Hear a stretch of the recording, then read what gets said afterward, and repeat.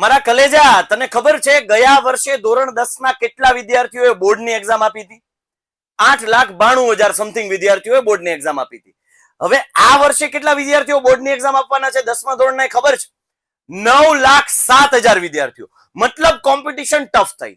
થોડી વધારે મહેનત કરવી પડશે વિદ્યાર્થીઓ. હવે પછીનો જે સમયગાળો છે એમાં એક એક મિનિટ તમારા માટે કિંમતી રહેશે વિદ્યાર્થીઓ. હવે કોમ્પિટિશન ટફ છે તો મહેનત પણ એ લેવલની કરવી પડશે. અમે તમારી સાથે છીએ, એટલે કે વિદ્યાકુલ ગુજરાતીની ટીમ તમારી સાથે છે.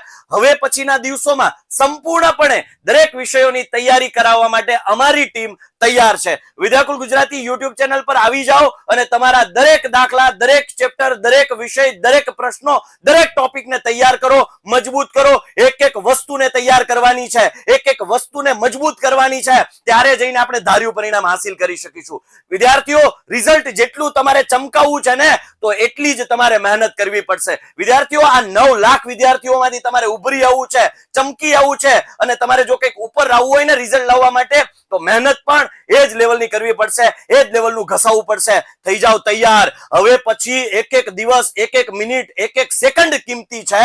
હવે તૈયાર કરીશું અને મહેનત કરીશું. એક જ લક્ષ્ય, એક જ પ્રણ કે હવે તૈયારી સિવાય છૂટકો નથી, મહેનત સિવાય છૂટકો નથી. અને હું મારું ધાર્યું પરિણામ હાસિલ કરીશ, મારા માતા પિતાનું નામ રોશન કરીશ. શું તું તૈયાર છે દોસ્ત?